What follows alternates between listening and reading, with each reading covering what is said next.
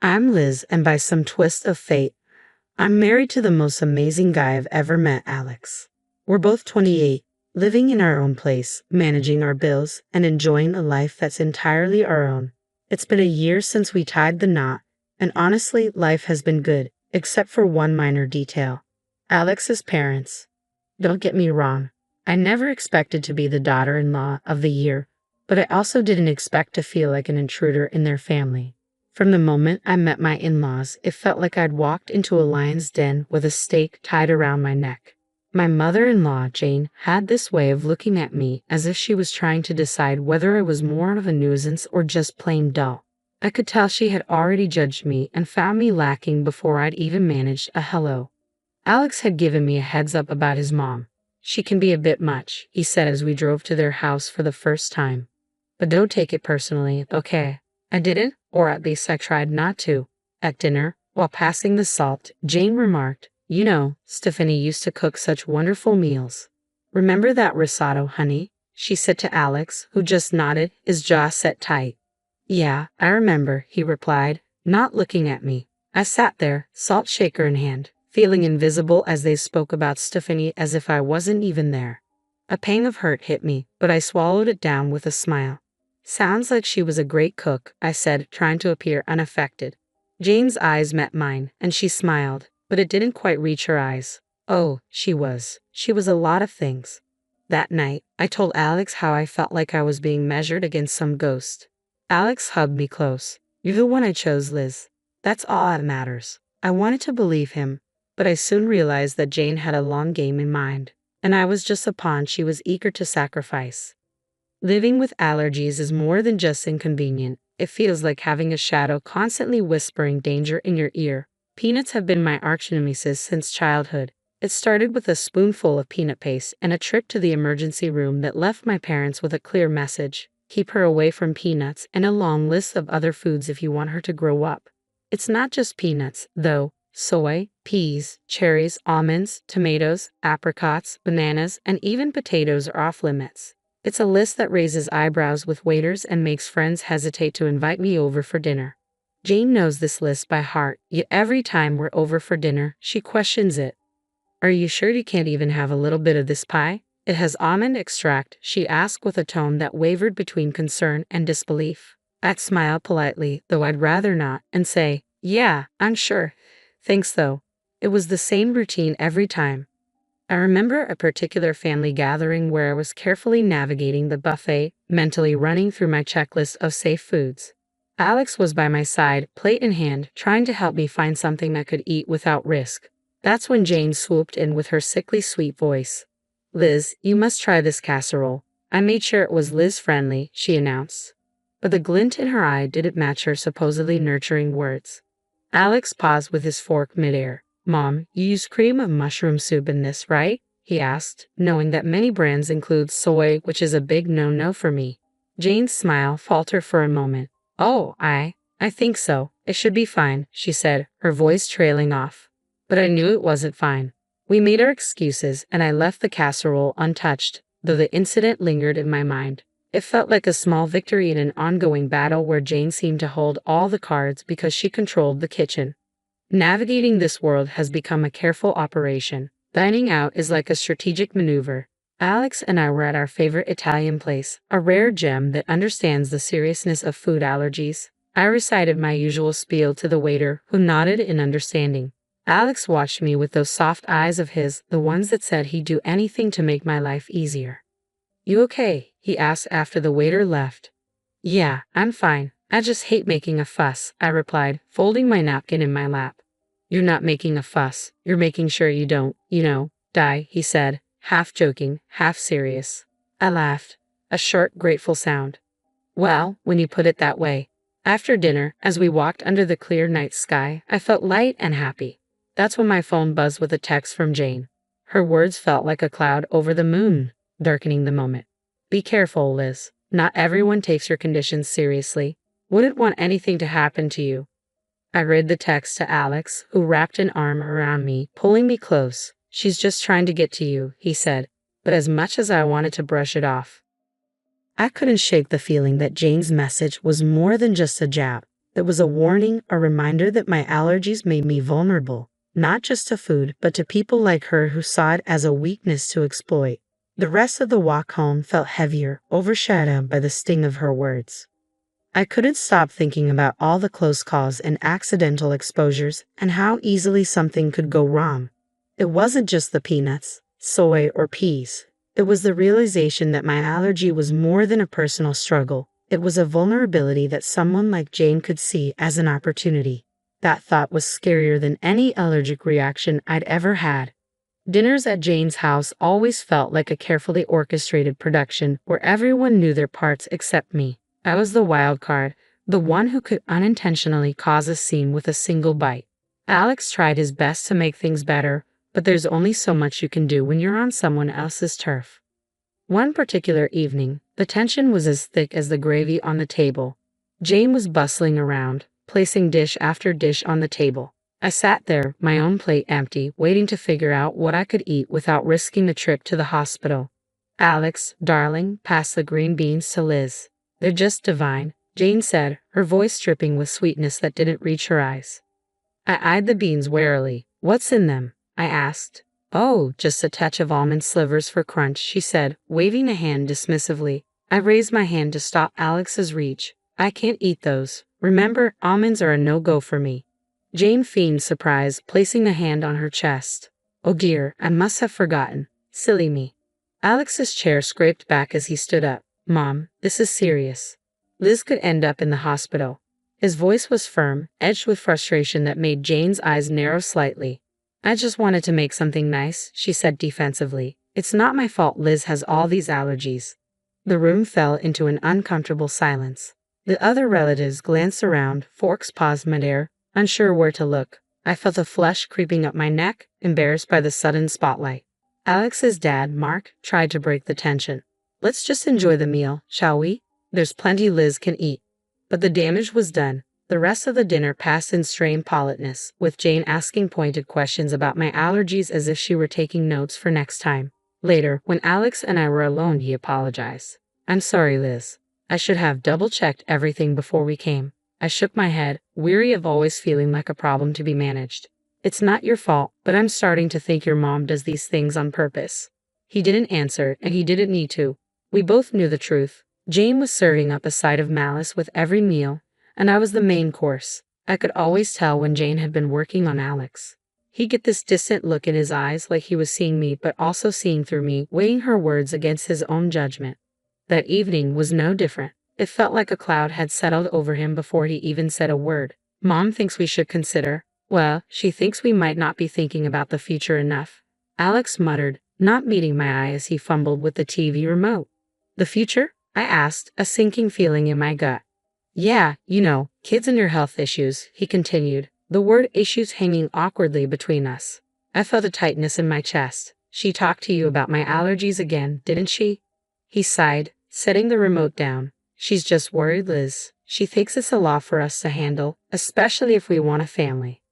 I bristled. "We've talked about this. I've managed so far, haven't I?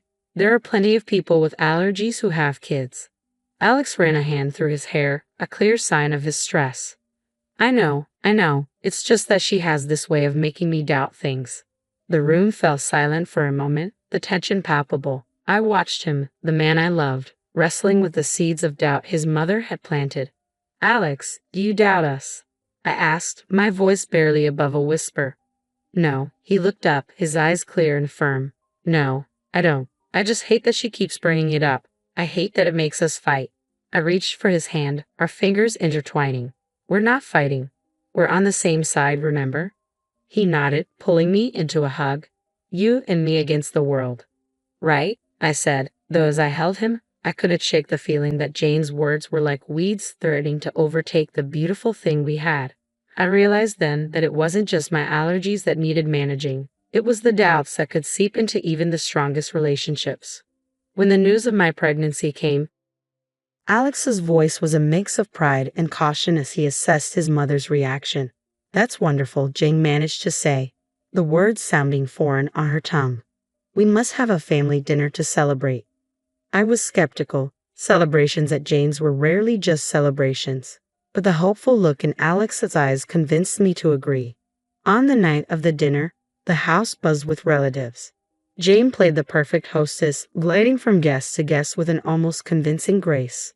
When she reached us, her smile was practiced. "Congratulations, Liz," she said, tone almost too formal. "This is such a joyous occasion." "Thank you, Jane," I replied, matching her formality. "We're excited." Alex wrapped his arm around my waist, a silent thank you for playing along. As dinner approached, my familiar anxiety returned. A table full of food was a minefield for me, but I hoped tonight would be different. The table was a grand feast, dishes upon dishes laid out. I could feel every eye on me as I hesitated, my hand hovering over the options. "Go on, dear," Jane urged. "Eat up. You're eating for two now." I smiled weakly, choosing the safest options, vegetables and plain rice. But as I reached for a slice of bread, Jane stopped me. "Actually, maybe not that one," she said quickly. "I'm not sure if the baker used soy flour." I paused, bread in hand, and met her gaze. There was a flicker of something in her eyes, concern or perhaps a challenge. "Thank you for letting me know," I said, putting the bread down. The warning bells were already ringing in my head. How did she know about the soy flour? It seemed too close a call, too perfect a save. The rest of the meal passed in a blur of congratulations and clinking glasses, but I couldn't shake the feeling that Jane's hospitality was a veneer, hiding a trap set for the right moment. The family dinner in honor of our future baby was nothing short of a banquet. Jane had outdone herself, creating a spread that made Thanksgiving look modest. But my stomach was in knots, not from hunger, but from fear. Every dish was a potential hazard, a hidden enemy that could send me to the hospital or worse. As we all took our seats, the chatter around the table was lively, filled with the usual family gossip and stories. Jane presided over the feast at the head of the table, like a queen in her court. She called everyone to attention with a gentle tap of her glass. "Before we begin, I just want to say how thrilled we are to be celebrating Liz and Alex's upcoming addition to our family," Jane announced, her voice steady and clear. There was a round of cheers and applause, but the weight of her words lingered heavily, a reminder of the underlying tension that I couldn't ignore. I forced a smile, feeling Alex's reassuring squeeze under the table. "Thank you, everyone," I said. "We're really looking forward to this new chapter in our lives." As the meal began, I picked at my food cautiously, sticking to the simplest options. Alex's concerned gaze was fixed on me. "Are you doing okay?" he asked quietly. "Yeah, just being careful," I replied, pushing a roasted potato around my plate. Jane's eyes were on me, and I felt like a specimen under a microscope. "Liz, you haven't touched your salad," Jane said, her voice overly cheerful. "The dressing is on the side, just as you like it." "Thank you, Jane," I said, avoiding the salad that I suspected might contain hidden allergens. "I'm just not very hungry tonight." As the dinner went on, the tension mounted. Every time Jane offered me something, my anxiety spiked. The room seemed to grow hotter, the walls closing in with each passing minute. Then came the cake, a beautiful confection of sponge and cream that elicited oohs and ahs from the room. Jane cut a slice and handed it to me with a smile that might have been genuine if I didn't know better. "For the mom-to-be," she said, her voice overly sweet. I looked at the cake, then at Alex, then back at Jane.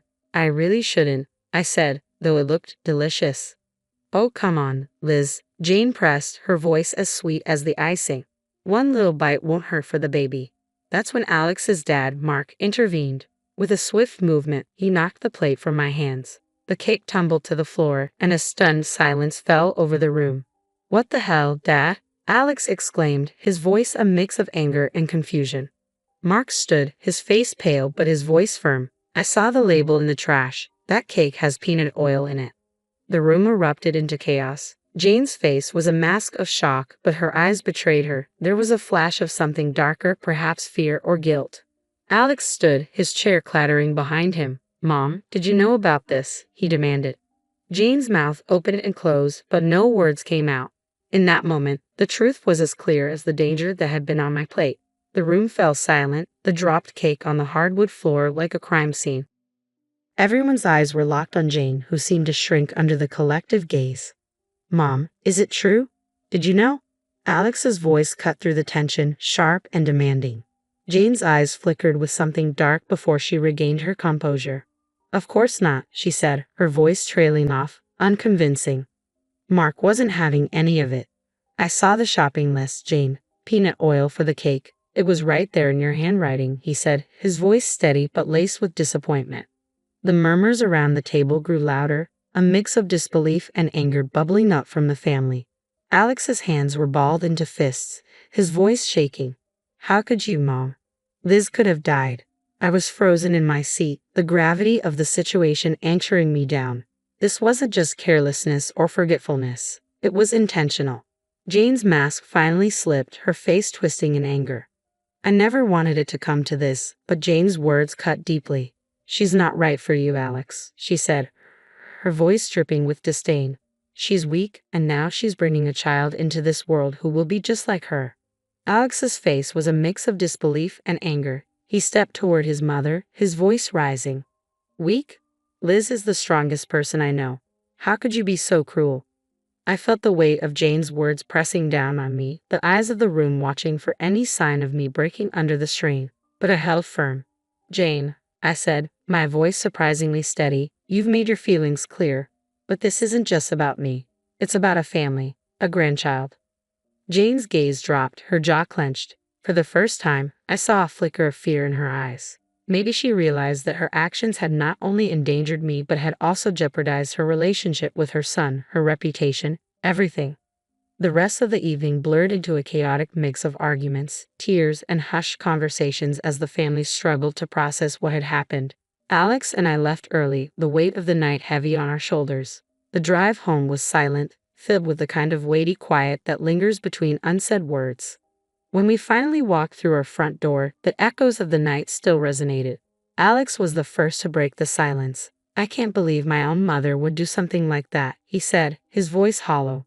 I sank onto the couch, the cushion offering little comfort. I know it's a lot to take in, Alex said as he sat beside me, taking my hands in his. I'm so sorry, Liz. This is unforgivable.